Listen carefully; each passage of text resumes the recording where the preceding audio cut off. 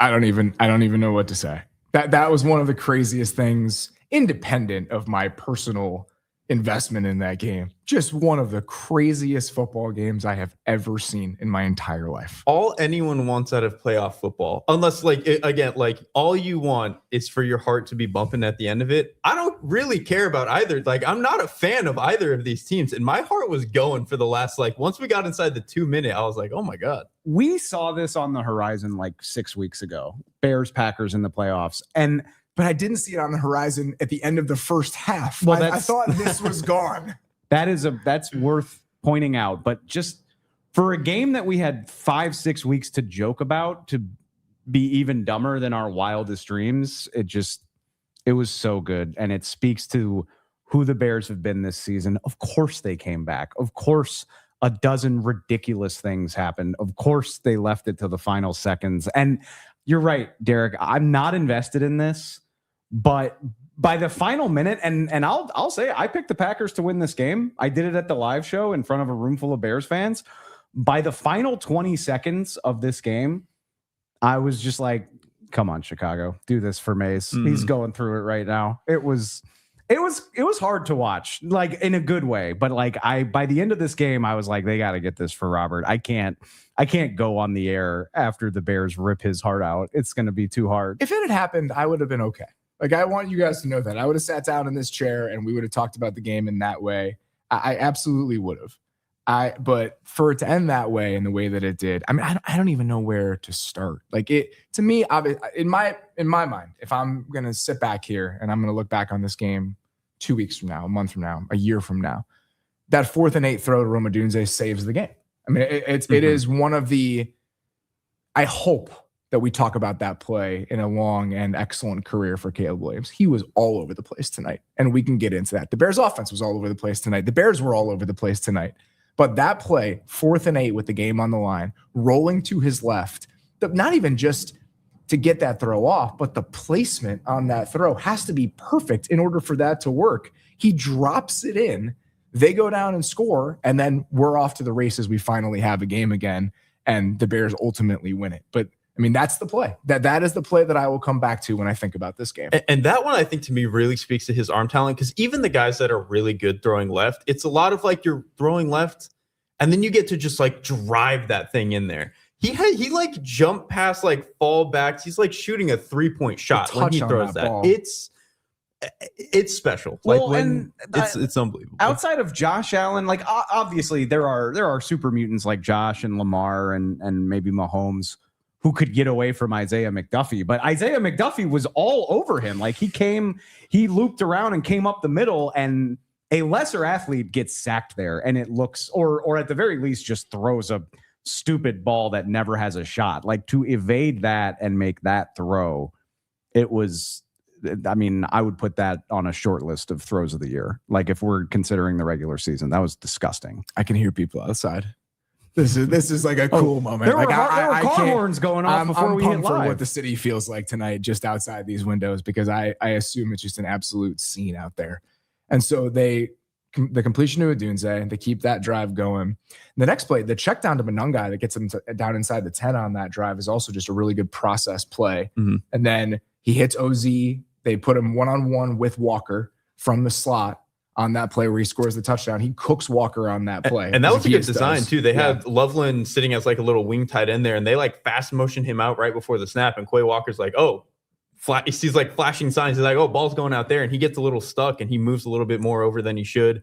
And it gives Zacchaeus a really easy shot to just run across his face. Kind of a full circle moment, in my opinion, because and Edgerrin Cooper got hurt late in the second half, which I think is a big moment. But Quay Walker and Edgerrin Cooper were bossing this game for a lot of it. And I can go back.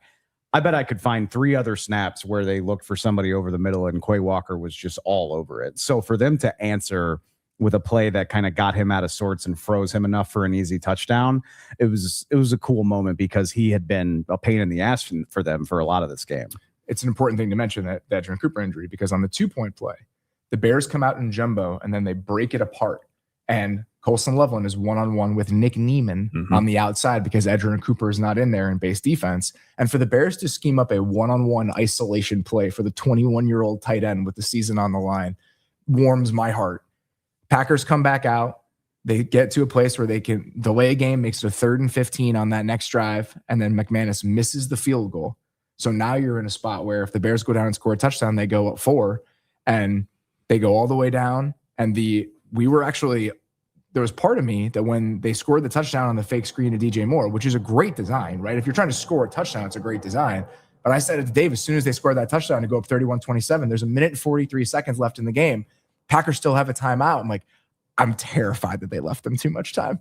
I'm just terrified that they left them too much time. And ultimately, they did not. I'll go as far as to say I hated it. And I know they won. They won the game, and the Packers ran out of time, and it's fine.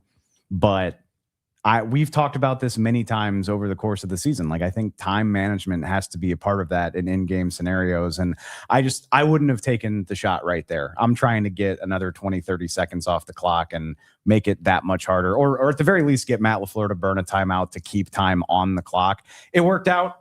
It's fine, but I'm trying to manage that in such a way where maybe the Packers aren't throwing into the end zone on the final play of the game. See, I love Ben Johnson. Wanted it. Go for the throat, man. Like I think Ben Johnson tried, like maybe he would he doesn't say, call that if he cares about the clock. Well, maybe he learned his lesson from the first game, because remember, like, they left it until the very end in the game that they lost at Lambeau. They've done that a couple times. They did that in the Niner game too, where he bled a little bit too much time down. You could argue, so and maybe they're he put said into a tough spot. He said touchdown over everything. Maybe there's a lesson there. That'd be all that matters. I think in that moment, if the score is going to tie the game or put you up by 3 or less, where a field goal does something for Green Bay, I can get trying to kill as much time as possible here. When they have to get into the end zone, take the points whenever you can get them, in my opinion. Like, that's kind of how I would rather operate. The other kind of game management moment and like the mechanics and the TikTok of how that last couple minutes went, I said it in the moment. The Packers called timeout with 2:07 left right before the 2-minute warning.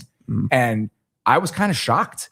I was like, what are you trying to get with that timeout? Like, because I'm assuming the Bears are going to try to potentially run the ball here to get it to the 2-minute warning. You save yourself 7 seconds. If they score a touchdown here, you're going to need every single clock stoppage you can get in order to try to get yourself down in range to score a touchdown. And that leaves them with 1 timeout. And so that was just one of the other moments in that final 2 minutes that I think is probably going to be forgotten. But I couldn't believe that they called the timeout there. We had the closest thing you could describe to an argument that we've had all season in that sequence, where Derrik and I were trying to rationalize what Green Bay might be doing. I feel a lot less confident that there was any strategy behind it after watching Green Bay take a delay of game coming out of a timeout when they had the ball on offense. If Green Bay fans are like extremely mad at the coaching staff in this game, that's the moment. The having the timeout because you can't get everything set, and then you come out with the delay of game. When again, imagine having an extra timeout on their on their final drive, they could have totally changed the complexion of how they handled it. That's why I was shocked that they called it. Yeah. I just don't understand the benefit of the timeout there when there is a very reasonable chance you need that timeout desperately on the final drive when you're trying to score a touchdown. All right, that's the TikTok and like how we got to the end. Let's pull back and just discuss the arc of this game and just how crazy it is that we're even in this position. The first thing I'll say about this Bears team, even if they had lost, and I told you guys this in real time, so this is not revisionist history. I was saying this in the moment, in the second half. The fact that they came out the way that they did in the second half was so heartening to me, because even if they've ultimately fell short, the idea of going into this offseason, having gotten blown out 35-12 by this team and no-showed this game in the playoffs, I think would have been hard to stomach. And so watching them play the way that they did, especially defensively in the second half, I'm not surprised, because that's what they've been all year. Like, they've kept coming and coming and coming. And I think they've showed a lot of mental toughness and resilience, even if they've gotten a bit lucky very often. And so watching that happen was incredibly encouraging. And then ultimately they do it enough, and they get enough stops on defense, and they create enough pressure. And I think that the blitz heavy plan early on from Dennis Allen in the second half, essentially saying we're not going down unless we're swinging, was the right move. And to watch that work for the Bears to keep putting them in these positions, and then they blow 4 opportunities. I lost my mind when they threw the ball on that 4th and 1 down in the red zone. Oh my God. I can't remember the exact score when that happened. I think it was 21-6 when that happened. It was that happened so far from the end of the game that it wasn't even on my mind at this point. I was losing my mind when that happened, because at that point, That was one of the 10 times in this game where I was like, well, it's over. Like they screwed that. They blew that opportunity. Now it's over. 21-6 with 3:18 to play in the third quarter. That was a huge missed opportunity. And the fact that ultimately every single one of those missed opportunities they had in this game doesn't end up mattering is insane. You know what? I love that too, because like how many times have we sat down at this desk after a Bears game and you're like, I love that they battled back. I love that they didn't just pack it in. Like we've been saying that since week 3 probably. And the funny part is, they had so many Bears bullshit opportunities at like the fumbled kick return, the fumbled offensive lineman catch. Oh my God. Like they had in real time when he was running with the ball, you guys heard me. I was like, strip the football. They had like Kyler Gordon. I mean, ironically, it didn't matter, but Kyler Gordon dropped an interception on the final snap of the game. Like they had so many of those, wide variance, call them luck plays, that they've been so good at that all year, and it all broke against them in this game, and they still won. And that's during like when it looked like Green Bay was going to win this game several times. I was like, oh, I guess this is what happens when the bounce doesn't land in Kevin Byard's arms, or you don't get the fumbled kick return. And to find a way to get this done without any of those things breaking in your favor is pretty remarkable. It was a Bears offensive performance in ways both good and bad. There's some nuance to that. The passing game was what you've come to expect from the Bears this season, where they're explosive. You see the talent with both the quarterback and the receivers. It's wildly inconsistent. Obviously, the interception that Caleb throws in the first half, there's a miscommunication with him and Burden on that play, where I think he thinks Burden is going to run the inbreaker on Dagger. Burden keeps it vertical. But even in that moment, Burden is open, and it's still a terrible throw. So that's completely on Burden. I think that's on Burden, but at the same time, he leaves that ball like 10 yards further up the field than he probably has to. Yeah, it's a bad play from the start. It's a miscommunication from the start, but it's bad ball all the way around. Because like I don't know what. Yeah, you don't know what route they're calling for. But like Caleb gives him like a head signal because Burden motioned to the right on that play. Then they motioned him all the way back to a different alignment. And then Caleb gives him the head tap. So they were doing a lot of things like trying to move people around. I think Burden just didn't know what was going on that play. And then the other Caleb throws, 2 of them that I'm like, oh man, like again, the calibration is like the 4th and 4 he misses to Loveland in the first half, where he just kind of leaves it like 3 yards ahead of him over the middle.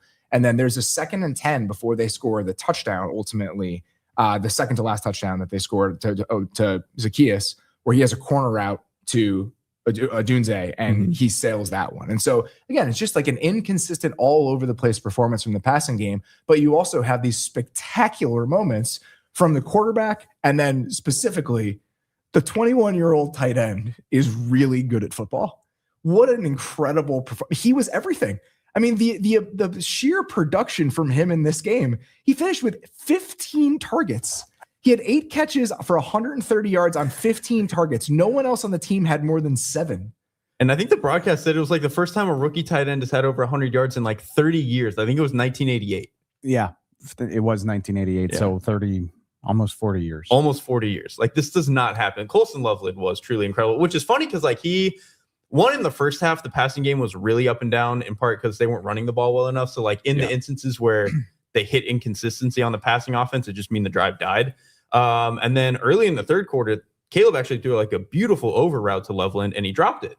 And then it was like that dropped the 4th down. They had 2 plays where it looked like completions that ultimately we thought were fumbles, but actually they were incomplete passes. And then every Loveland target after that was just like, oh my God, that's the best player on the field. It's crazy to me.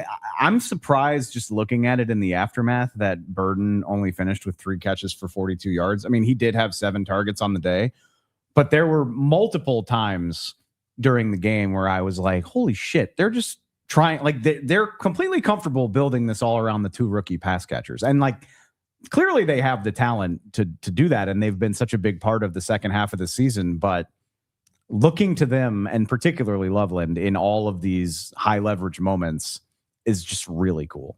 You mentioned it. The Bears run game, that was the element of this team that was not in line with who they've been offensively the entire year. What the Packers run defense looked like, especially in the first half, but really for most of the game, the Bears didn't really try to run the ball in the second half. And I can understand why. The Bears in the first half in this game, 14 for 38 on the ground with a 15.5% success rate per next gen. And the three guys that jumped out to me with the Packers run defense, Cooper was everywhere. He was everywhere. The third, so the 4th and 6 that they eventually go for, the biggest play in that sequence to me is the 3rd and 6, where the Bears are trying to run the ball on 3rd down to try to get to a 4th and 3, 4th and 2. Cooper just makes an incredible play coming downhill, slicing into the backfield to make that tackle for no gain and force them into that 4th and 6. Walker flying downhill on that split gun run to DJ Moore. Enigbari had several excellent moments against the run in this game. So to watch the Packers front, and specifically those two linebackers and 55 control the game the way that they did throughout this entire thing, that was just something where it was just an incredibly impressive performance by them, and just a version of this Bears offense we're not really used to seeing in the second half of the season. I think we said on our preview show, like, I expected them to come out and kind of kick their ass in the run game again, and they really didn't. And I think part of it was those guys played really well on the Packers front, and then I also thought game plan wise it was pretty good. Like, they were sending the backers a lot, like on the Quay Walker run through on that DJ Moore play. They're sending him. He's triggering hard, yeah, he's triggering hard. Like, and they do a good job where right guard Jonah Jackson is occupied by the 3 technique, who's on his right shoulder. And then there is a 1 technique on Dahlman's left-hand side. And so he's trying to, like, still work to the right and get in front of Quay Walker, but they actually knife the nose guard into Dahlman. So he's like, okay, I got to pick this guy up, and it gives Quay Walker the free run through. And then Enigbari was just like knifing inside on everything. Like, I thought game plan wise, they had a good job for what they wanted to do against the Bears here. That was the foundation of their defensive game plan when they were dominating the game in the first half. The foundation of their offensive game plan is they were just cooking the Bears in man coverage. Romeo Doubs was a serious problem. The plan that the Packers had consistently when the Bears were in man coverage, most of the time early in the first half, the return route, the return crossers, the crosser returns that they were running outside the numbers, got Jalen Johnson on it once. I mean, Doubs, I believe, finished before that final drive. He had 5 catches on 4 targets for 78 yards against man. And he was just dominant in those moments. They hit that slot fade on slot fade a little bit later on. He was so good there. And the Packers there was no pressure for the Bears in the entire first half. The Bears finished the first half with an 11.8% pressure rate per Next Gen Stats. In the second half, it ends up being 35%, in part because of all the heat that they start sending. On the day, Jordan Love finishes 2 of 10 for 9 yards when pressured. And so then being able to crank that up in the second half, that's, I think, the driving force between how the offense feels so different for Green Bay in half number 1 compared to half number 2. That being said, you understand how it happens. For as much credit as the Bears get for continuing to chip away and chip away and chip away and never go away in this game, if you're a Packer fan, to watch it end like this and to watch it fall apart and unravel like this, I don't think it discounts how great and dominant Matt LaFleur was in that first half against Dennis Allen. But at the same time, this is one of those games where you got 1,000-yard stare after this thing. And I can understand just like thinking every single conversation is on the table, even though I don't think it should be. You don't think it discounts it? I'm glad you just said that. Like, I think this is a game that could cost Matt LaFleur's job. Do you think it should? I think that's my question. I wouldn't be surprised if we were having that conversation. Do you think it should end with that? Because I don't know if I'm there. I doubt that I could get to like 10 coaches that I want before Matt LaFleur, which, like, I'm not going to fire that guy. The funniest thing is, at the end of the first half, and this is not how we should make decisions, but at the end of the first half, there are people online essentially saying, like, what does Matt LaFleur want per year? Right? Yeah, because right. that's right. And that's what it. This looked like Packers Cowboys all over again at halftime, and then the second half happens, and so where you land between those two poles, I'm not sure. But if I were a Packer fan right now, I'd be pretty apoplectic. I can say that. I don't think I would be ready to fire Matt LaFleur over this, especially considering this is a Packer team that lost arguably its 2 best players over the course of the year, like Tucker Kraft and Micah Parsons not being part of this thing. I think that's tough, but holy shit, man. They missed their quarterback for most of the stretch down the last month of the season there. That is fair. I would be so pissed off if I were a Green Bay fan, especially, and like you talked about what it means to Bears fans to get this win, to be a Packer fan and have a chance to just give your little brother the biggest set of noogies in history and just shit on such a great season for the Bears in their place after, like, like, a disappointing Packers team just came in and ruined everything. And you're already daydreaming about, maybe we can get Seattle at their place at halftime. And for it to be this way, like, I don't blame a Packer fan that wants to fire Matt LaFleur, but I think you should be careful what you wish for. Like, I don't think I would be willing to do it. So what do you think the conversation should be then? Because if we're not willing to go that far, I do think that we should have a discussion about what this, it's a collapse, right? Like, it's a horrifying collapse in the second half of that game. So if we're not going to go all the way to he should be fired, what do you think the conversation should be?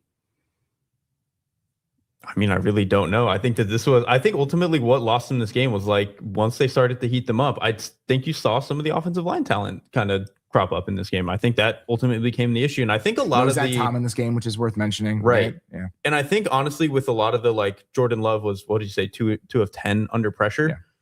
There were at least 3 or 4 of those throws that he's putting near guys, but they're never open. Like, when on a lot of those cases, when he's like, if a guy's not getting open immediately and he's got to hold on to the ball for an extra take, he's kind of just chucking it up for them and he's giving them some chances. But there were a lot of times in this game where if he wasn't getting that, like, Romeo Doubs is immediately open on the slot fade, then nobody's open at all. And he's really trying to force these windows. So I think you just, like, maybe I'm coping for a quarterback that I think is good. That could absolutely be it. But I do think you started to feel some of the other issues with the offense on top of, like you said, Dave, probably 2 or your 3 best players for the entire year are gone. So I guess that's where I'm at.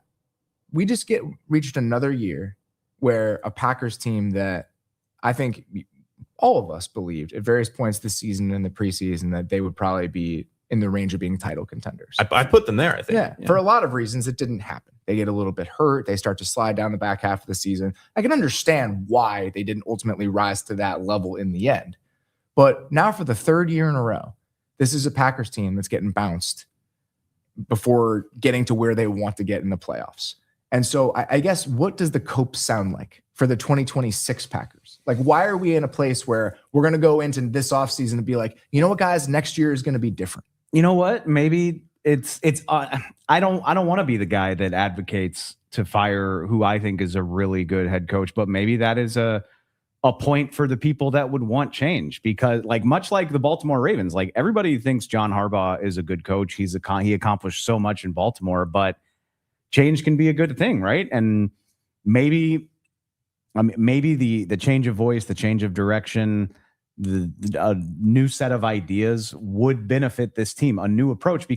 And here's how I got here, because I'm looking at it, and if I was going to change one thing, or if there was one sticking point, I would be like, we're not going into another year where Josh Jacobs is averaging 3 yards a carry all year long, and our offensive line is this weakness and this thing that we can't get around. They've tried to address that. That's what I was about to say. They just gave Aaron Banks a shitload of money. They just drafted Anthony Belton highly. They very recently drafted Jordan Morgan highly. Like, it's not like they haven't been trying to do this and it just hasn't been working. And by the way, thanks to the Micah trade, you don't have a first-round pick for the next 2 years. So this is kind of what you got. So, I mean, you got to take a hard look at yourself and say, is the staff and the talent that we have enough to get us beyond being the 7th seed in the NFC playoffs? Because that's the world that we've been living in. I think they were the 6th last year, but you get my point. Yeah. Not winning the NFC North and trying to fight your way through the playoffs on the road. And you're going to be doing it with this personnel. And who knows? I mean, if Tucker Kraft and Micah Parsons are available, this might go completely differently. But you can't bank on maybe next year it's Jacobs that you don't have, or somebody else that's very, very valuable. I mean, you can't count on good health in the NFL. It's a 100% chance of injury game. But 2 of your best 3 does to me feel like it changes the calculus in a way that is, like, pretty insane. But they were up by 3 possessions at halftime of this game. Yeah, I think that's different than, like, this specific, like, having lost this specific game, if that makes sense.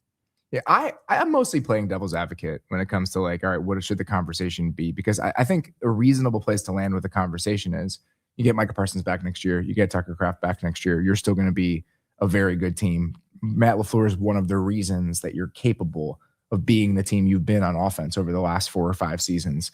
Is moving on from him, what are the chances that the Packers offense would be better if Matt LaFleur wasn't the head coach? Yeah, well, especially with this cycle, you find a better coach. Yeah, especially in this cycle. Like, who are you excited to? I would be shocked. one, I would not fire him, and two, if they fired him, I would be shocked if I felt better about whoever they hired than I do about Matt LaFleur. I tend to agree with that. You think it's a coincidence John Harbaugh didn't want to take any interviews before this weekend's game started? I'm dead serious. I like Buffalo plays at noon tomorrow. I mean, there could be some tasty vacancies available by Tuesday. The Packers, in terms of the talent, I don't want to dig too much into this because we're going to do the postmortems for these teams on the Monday Hangover show, like really dig into what the forward-looking conversation should look like.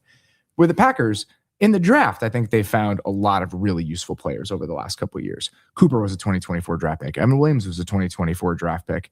Tucker Kraft was a 2023 third-round pick.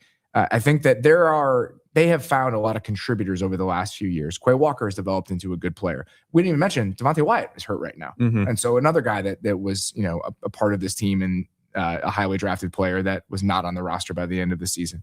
I think this year, to me, the more disappointing aspect of the player acquisition stuff is that the two big swings they took in free agency were Banks and Nate Hobbs. Mm-hmm. And I think both of those look like misallocations of resources at this point. Yeah, Hobbs gonna retreat back. He's like, this is what happens when I hand out big free agency contracts. It is funny that a lot of the ways that like the Packers tried to deviate from who they had been for like 30, 40 years, whatever, kind of failed them. Like one, the big free agency signings, but then also if you think about the offensive line, and Justice Mosqueda has done a really good job of pointing this out, they are huge now in a way that like Packers offensive lines have never really been that big. It's been a lot of lighter guys they've taken in the 4th, 5th, 6th round.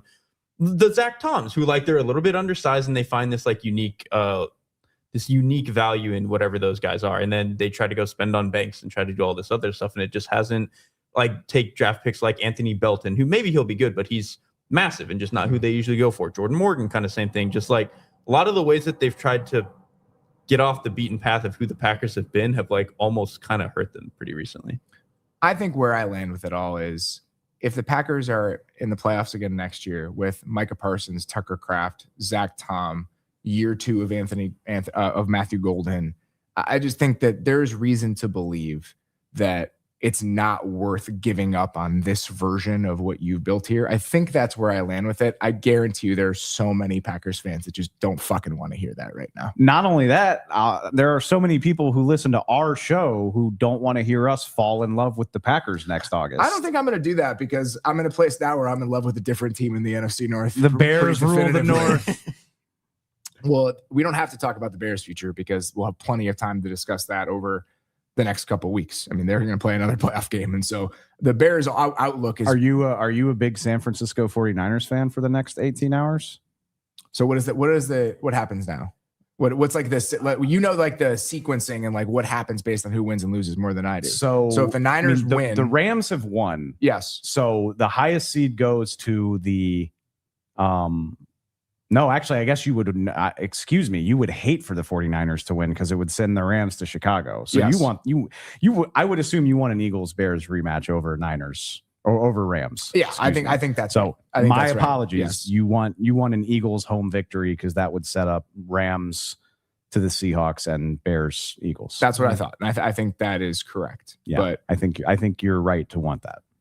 Just to kind of put a bow on all of this. An incredible night. I don't want to I think we went pretty quickly to the TikTok of how the game went. And I want to sit in just the feeling for a second and just not just for me, but just watching that game. It was an insane, crazy football game on so many different levels. I thought I fucked up my nervous system right before we started recording this show. My adrenaline was pulsing so hard. We didn't have a camera on us tonight because our wonderful producer Scott is at the game with his son, which I love. I'm glad he's having that incredible moment. I'm very happy they're there as well. But just so you know, and Mays is he's ridiculously stoic most of the time, but rest assured the outbursts were there really from beginning to end, outbursts of agony in the first half. And then the catharsis at the end. It was loud in our studio, which is not often the case. The most perfect set of numbers from this game. The Bears finished with 421 yards offensively. They had a 36% success rate. That's been them all year. That's who they are.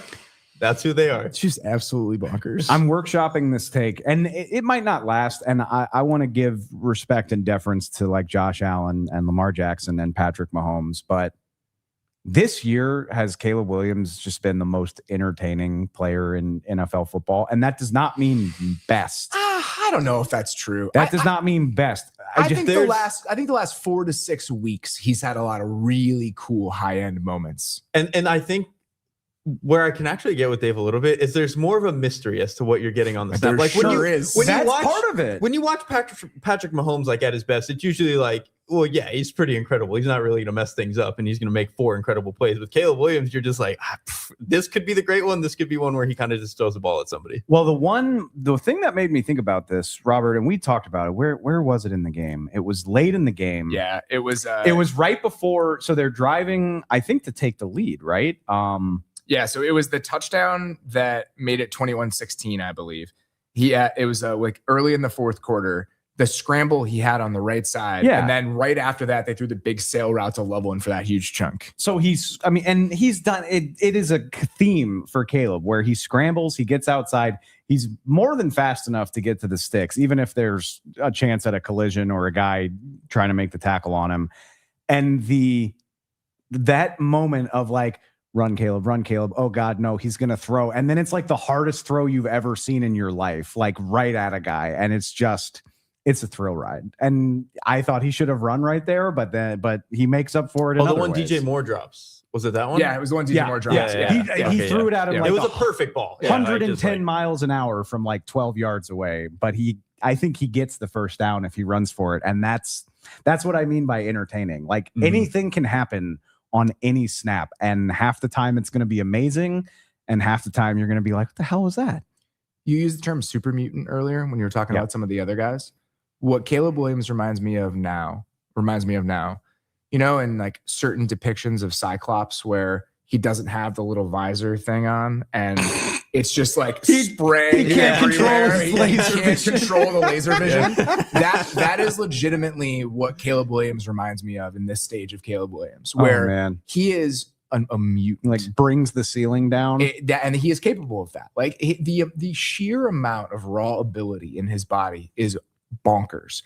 But again, the word I kept using on the previous show is the calibration just isn't there yet. And you feel that it's inconsistent, it's up and down. And what I kind of root my optimism in is 2 things. One, the progress has been incredibly encouraging. Where he is now compared to where he was last season, and even in my opinion, where he was at early points in this season. I think the first half was a little bit of those downswings that we have seen from him. He just missed a couple in the first half. He just wasn't good. He didn't play very well. But for the most part, I think in the second half, he's been playing some of his best ball, but it's still not there yet. I think that his overall trajectory gives you optimism. And the other thing that gives me optimism is Ben Johnson had his all over the place moments tonight. Like the only one I really don't agree with is the 4th and 4 on your own 30. Like I just think that's one where you don't have to go for it. So you didn't like that. I was about to bring that up. I thought you might have been in favor of that because of how bad the Bears defense was in the first half. I think for the most part, the overall aggressiveness, I'm completely supportive of. That 4th and 4 from your own 30 where they go up 21-6 if you don't get it. I think there's an argument to be made that they're going up 21-6 anyway. And so giving them a short field, your possessions are worth maximizing. In that moment specifically, I had a head coach text me right when it happened. And he was like, I'm aggressive. That was insane. And I tend to think that that's an okay place to land on that decision specifically. That was the one right after the Komet like drop fumble thing, right? Yes. There's like an element where it's like that feels a little bit like tilting a little bit. It's an emotional choice. That reminded me, Derek, you game. That reminded me of like playing Madden and you're getting your ass kicked and you're like, all right, fuck it, I'm going for this. And if I don't get it, I'm logging out. Like I'm quitting this game. But here, the other thing I was about to say is, I think even though he was all over the place, one of the other reasons I'm optimistic about the trajectory of the team and the trajectory of Caleb Williams, they didn't log out. They did not. You're right. They didn't log out. And the fact that they didn't, and the fact that they never have, and the fact that combined with what I think is a very strong offensive foundation, schematically, the ideas, what they're trying to do, combined with the fact that this team never logs out under this guy, that's not the most important thing. There's so much variance and all that shit. I understand that. but I do think there's something to it. I do think that there is something to the fact that this team has never once crawled into a shell, no matter what has happened in these games. And for a young team like this, I do think that shit matters. How many times has this happened? Which ironically, the season started. God, can you imagine we'd be here if I had told you while you were filing out of Soldier Field in that week 1 Monday night game? No, I do not think so. Blow No. it, whatever it was, That 17-6 like lead. a lifetime ago. But I've died 5 times since then. That's been the story of like 13 of their 18 games now, where it's like, man, I thought this was over 6 different times and they won the game. Guess what? They will host a playoff game in the divisional round next weekend. Can't wait. Let's get to our next one here. The Los Angeles Rams. It seemed like we were going to get a blowout in the second game after getting this incredible finish in game 1 that we didn't necessarily expect. Then we get an incredible game in the second outing today.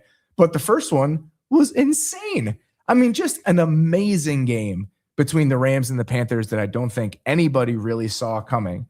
And I think the moment we can, let's just start there. I want to give the Panthers a ton of credit for making this thing, essentially sending it down to the wire. Mm-hmm. I mean, you talk about an encouraging showing from a team that I think is still pretty young in its overall trajectory. It's year 2 of Canales. You're an 8-9 team. You're 10-point underdogs at home in a playoff game. And for them to be right there in this thing against a team that is so much further along than they are, like, the Panthers deserve a ton of credit for making this as fun and as entertaining as it was. The cliche is that there are no moral victories in the NFL, but really this game and this whole season for the Panthers, I'm willing to call a moral victory. And I'm sure those guys probably don't feel that way right now because they looked like they had it and they had a shot at it, and we can talk about it. That final possession, really disheartening, and you don't have JC Horn on the field for it as Matthew Stafford's just carving you up. I'm sure they're pissed right now, but what a game and what a season for a team that nobody gave them a chance in this game. And that's not hyperbole to say, like, nobody thought that they were going to win this game. I like Kevin Burkhardt. I think him and Tom Brady have done a good job. Excuse me. It was Greg and Joe. It was Greg and Joe. I love Greg and Joe, right? Like, I think that they're the best in the business. Joe specifically in this game, I think, was just like very matter of fact about how tilted the game was early on. Like, it was like this is like almost an inevitability. Like, the Rams are going to win this game. And like, I understand. Like, I think that's probably, even that, if that is technically true, and even if we do know that, I still thought that they were being like somewhat flippant about the gap between the two teams in the first half. Like, the moment that I come back to is, it seemed like we were going to get this sequence where the Rams go up 24-7 at the end of the first half. They don't get the 4th and 3. And then the Panthers go down and score to make it 17-14, which was the crucial swing in the game.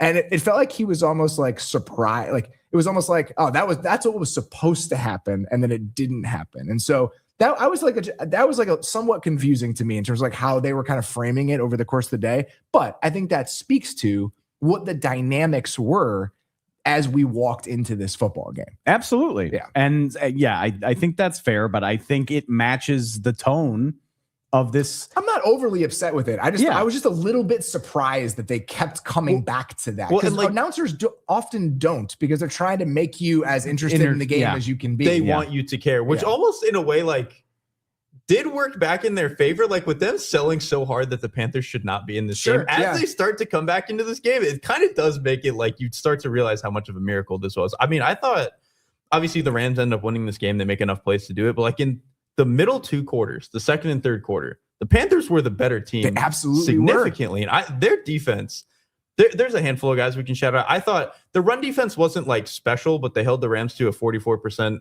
rushing success rate, which is typically good, but they didn't really give up any explosives. And the Rams have run for much better than that against most teams, and certainly the first time these two teams played. So I thought them bowing up there was really impressive. And then Mike Jackson he was awesome. He's had a great season, and we've talked about that, but he was excellent in this game. It all came to a head in this game. Like, he just had multiple incredible plays. I mean, he made a number in this game, but there was a sequence out of the half where actually both of their corners made an incredible play. Mike Jackson rakes this ball out of Davante Adams' hands. He's running like an outbreaker to the right-hand side. It hits Adams in his hands. He rakes it out. And then on the next play, J.C. Horn gets under a corner route that Davante Adams is running, and he does an incredible job of just like leaping, extending his hand, and getting there. And that was what they made a lot of the game feel like. Like the Rams, for whatever reason, I mean, I know their receivers are great, but they were really targeting outside the numbers and attacking what is the best and maybe only good part of the Panthers defense in their corners, which I thought was kind of bizarre. And those two corners absolutely stood up to the test. They were incredible in this game. I think I would love to look at the numbers on it. I mean, I know that the Rams or the Panthers in the first half played a good chunk of cover 3. And then it seemed like they were playing a little bit more like funkier 2 high coverages in that period that you're talking about. And the pressures were getting home, whether they were blitzes or whether they were just simple twists on the first 2 possessions coming out of the half. I believe the Panthers the Rams went 3 and out on both of those possessions. On the 2nd and 10s in those sequences, actually might have been the last drive of the first half before the Puka miss, right? So the Puka drop was on 3rd down. And the pressure that the Panthers were getting in some of those moments, the first drive out of the half, there was a 2nd and 10 where they had like a little cross dog right down the pipe, and Sherrillis got a really quick pressure, and Stafford had to get rid of it deep to Adams on that play. And then on that 3rd and 10 is where he kind of dirts it to Adams almost immediately. And so I thought that some of the pressure plan from Carolina in the second half and just some of the variety in coverage compared to all the cover 3 they were playing in the first half, it was just giving the Rams more problems than you might expect with this passing game against the Panthers defense. And I really thought like the Rams for the most part did struggle to find out what they thought the answer was that was supposed to be. I think eventually they did a really good job of finding a little bit more answers over the middle of the field, clearing some of those guys out, which makes sense, right? Like if you think about where is this Panthers defense weak, the linebackers are not very good, especially in coverage. And so I was kind of surprised they didn't go heavier for a lot of this game and really try to pick on that part of it.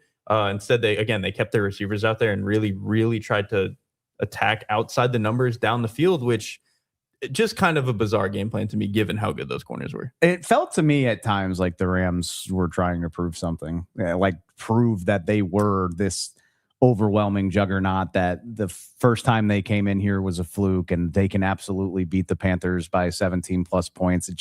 They felt really aggressive.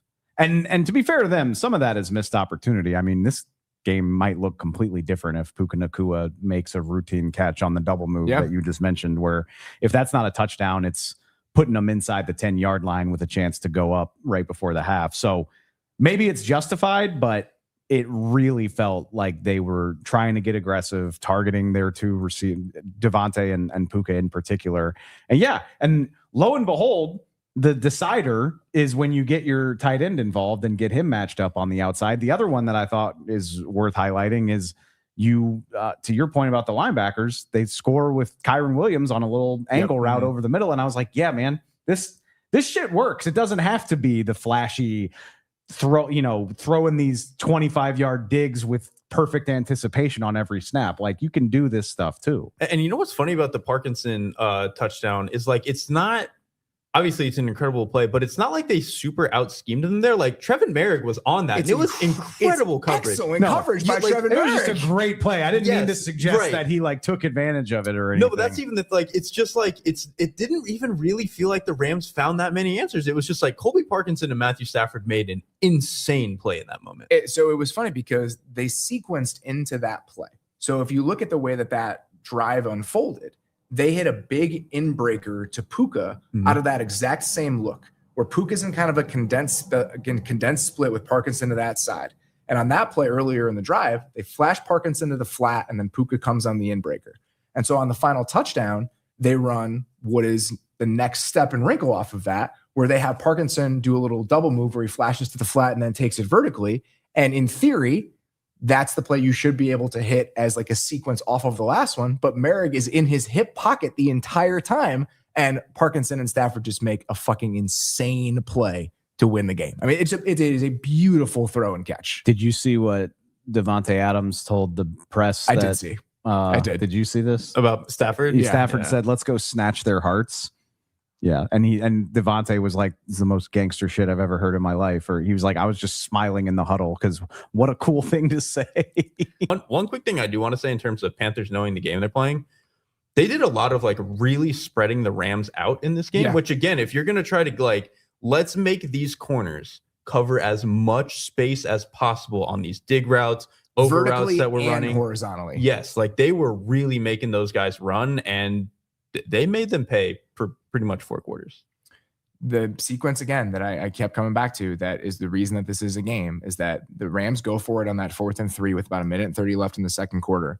And it's a great call, I think. And I think Ejiro Evero, period, did a lot of really good things in this game to give the Rams problems. But they send a simulated pressure on that play with Merrick coming off the right side. They drop Wanham and both linebackers, and it's cover 2 behind it. And Stafford has nowhere to go. He tries to escape a little bit to his right, tries to find the tight end late. That ball gets incomplete. And then the Panthers come back and score for 17-14. And then we have a game. And so that is a huge swing to make this a game. And the other play we have not mentioned yet that is massively, massively important in the Rams winning this game is the Puka Nacua defensive back moment that we get in the second half. You're so right. Like, just think about if that doesn't happen. Mm-hmm. I totally forgot about that play. And that too was like, I couldn't even really tell why Stafford threw it where he threw it, because Nacua is clearly looks like he's like snapping off like a pretty deep comeback route to the right-hand side. And so he's turning around that way. Stafford throws it like up the field into the end zone. It seemed like nobody knew what was going on. So for him to have the presence of mind there to be like, oh shit, I got to go get back and break that up. That was a pretty incredible play. I'm looking for it in my notes because and then they pick up the 4th and 1 after that, right? Yes. Yeah. Yes. Just the things that go. The things that you can forget about because of all the high leverage stuff at the end of these games, which makes me, I want to circle back to that because I was curious for your thoughts. It's a talking point on social media. I don't really agree with it, but the way the Panthers played that final drive, because you mentioned Ejiro Evero, and people are just killing the Panthers for how soft they played on that possession. My counter to that is, with J.C. Horn unavailable, what's your alternative? Like, how aggressive do you really want to try that, knowing the receivers that are on that side of the ball? And I get it. The Rams zipped right down the field on them, but I think you got to give yourself a chance. But I mean, I went back and watched it, and I mean, the Panthers were playing like 12 yards off the whole way down the field. Yeah. And I can understand that. I think that their best versions of that defense over the course of this game is when they were getting a little bit more aggressive up front, when they were throwing a few more things at them. And so to be a little bit more static, the same way you were in the first half when they were kind of controlling the way that the game was going on that side of the ball. I can understand being frustrated by that if I'm a Panthers fan. I can completely understand that. I think the last kind of note about this, just overall, the Rams escaping in this game, like the alternative, I can't even imagine what the discussion is after this thing if the Rams somehow do not pull this off. Not only the fact that you lost as a 10.5 point favorite, but like this playoff field and how wide open it feels, and the fact that the Rams felt like the best team in the league for a huge chunk of this season. And I do think that what Seattle has looked like down the stretch, like I right now coming into the playoffs thought the Seahawks were the best team, but I thought the Rams were not that far behind.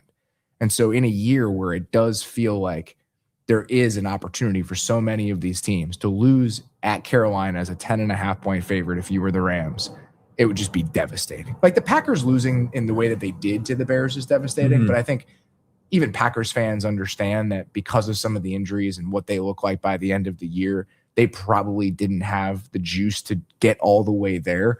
The Rams absolutely have that juice. And so for their season to end today would have been like a truly unacceptable outcome. Well, because you know how fragile the build is with the Rams, where your quarterback is as old as he is. He's not having this season again. Yeah, he just had the best season of his career. Yes, he's probably not doing this again. Even if he's good next year, it won't look like MVP numbers.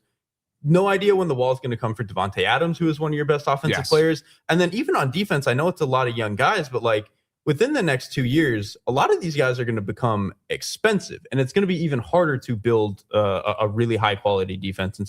And I think even just the way the defense is built now is kind of fragile and flimsy, just in terms of like, if the front doesn't win the game for us, we cannot win the game, because we just saw what our corners do. Like, I do think that like every year really, really, really does matter for this Rams team, just the way that they built this thing. It's probably too late to have this conversation. Like it doesn't matter anymore, because you survive in advance, and then you get to play another playoff game. But to your point, Robert, And like we keep saying, the Rams are the best team in the league or on the short list for best team in the league. When was the last time they looked like the best team in the league?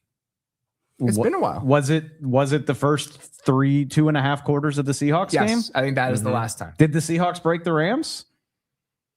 I'm being facetious when I say that. That is the last time they looked like it. And I think since then you have seen that was before Christmas, by the way. I think you've seen. We'll see how much the hand might have affected Matthew Stafford in this game, but I thought you had some real low light moments from Stafford in this game, which that has happened over the final month of the season. Like he did not play well in the Falcons game. Like he has not been the fire breathing dragon in the final month of the season that he was for a good chunk of this year. And then I think you've really seen some of the deficiencies on defense. And I think that you see how gettable the corners are specifically and what this unit looks like if they're not truly dominating up front. And so I'm with you. Like, I feel like the defense in the first half of the season being as good as it was, being like a top 3 to 5 unit, that's what made them feel so scary combined with what the offense is. I still think the offense is at its best the scariest offense in football. Like I still truly do believe that. But I think that was complemented by how well the defense is playing. And now if the defense is going to feel as ordinary as it has at times because the corners are such a concern, then they just start to feel like a slightly different team. And I think another thing to point out, because we mentioned this on the preview show, Quentin Lake was back this week. And I think in theory, that's huge. He just he wasn't 100%. It was up and down. Yeah. He made a lot of plays early in the game, especially in space. But he had the PI at one point in this game, like anything down the field or anytime they picked him, he just couldn't recover. Yes. And that the huge completion that they had to Coker down the left sideline, that was one of the plays where he gets picked in traffic and Bryce Young drops it over to Coker, who also had an excellent game today. I mean, we'll talk about the Panthers' future on the Monday show, but I thought that the Bryce Young to Jalen Coker and T-Mac connection looked about as good in this game as you could want if you're a Panthers fan for what this thing could be moving forward. The touchdown to Coker was so sweet. Oh, it was a gorgeous throw. That was his best throw. But to the point we were just talking about before that, I would be one of those people. Like I was just saying, like, well, the Bears, they don't want any part of the Rams coming to Chicago, I would rather play the Eagles. You might rather play the Eagles. Yeah. I'm trying maybe to say 5 famous last words. I think I'd rather play the Eagles. Even still, playing the Rams isn't as terrifying as it sounded 6 weeks ago. I think at the very least the Bears offense is equipped to move the ball against these guys. And you get a game in Chicago in weird conditions. Who the hell knows? I mean, obviously I'm getting way far ahead of myself, but the Rams look a lot more mortal than I think the collective consciousness would have you believe these last 4 or 5 weeks. Yeah, I don't know. I'm looking at cycling through some of these plays for the Panthers defense in the final drive. Like some of it is a little bit frustrating, but they also sent a couple pressures in that sequence. No, they did blitz a couple times. Yeah, it's just. And again, J.C. Horn was in the medical tent. And so, without your argument, best or second best defender, I get why it's frustrating, but I lean toward thinking damned if you do, damned if you don't. Yeah. The most important play on that drive before the Parkinson touchdown is the inbreaker to Puka. And I believe the outside corner on that play is Lathan Ransom, who is a rookie safety. Yeah. And so that's just one of those things where it's like, what are you supposed to do in that moment? They had to bring in, I just had it up. They had to bring in a guy who had played 50 snaps all year. Caleb Evans, I think. Caleb Evans. He was on the other side on that completion to Puka. So thankfully for the Rams, I mean, just in terms of their own sanity and if you're a Rams fan and understanding what's on the line in this season, they squeak by. And if you're a Panthers fan, I can understand all the what ifs you're going to go through in that game, but just a really impressive showing from a young team that was supposed to get beat up in this game against a 10.5 point favorite. Like I said, you're mad in the moment as a Panthers fan, definitely as a Panthers coach or player, but by tomorrow morning, you're like, yeah, that was, we gave them hell. And it was the first successful Panthers season in a decade. Yeah, that's pretty cool. Again, this was in the moment, it feels bad, but if you told any Panthers fan going into the season that if you played a game that went down to the wire against a basically healthy Rams team, in the playoffs, you would take whatever got you there. You would take that 100% of the time. Tell a Panthers fan that after the opening score, where they just toyed with them down the field, and you're just like, oh my God, what are we going to flip to in the second half when this is out of hand? And I mean, obviously that's not what happened. Like we said, we're going to do postmortems for all of the playoff losers from this weekend on the Monday Hangover show. So we'll have considered kind of thoughts and looks at the Packers, the Panthers, the two teams that lose tomorrow. A Monday night, we will do that postmortem with the recap because obviously we only have one game. So just be on the lookout for that. We've got a recap tomorrow night on Sunday. We'll be in these exact same chairs at the exact same time, breaking down all three games. And then we'll be back here on Monday nights with a live recap after that game. So be on the lookout for all of that. Got a lot of good stuff coming your guys' way. For now, that is all we've got from one heck of a day in the NFL. We'll see you guys tomorrow.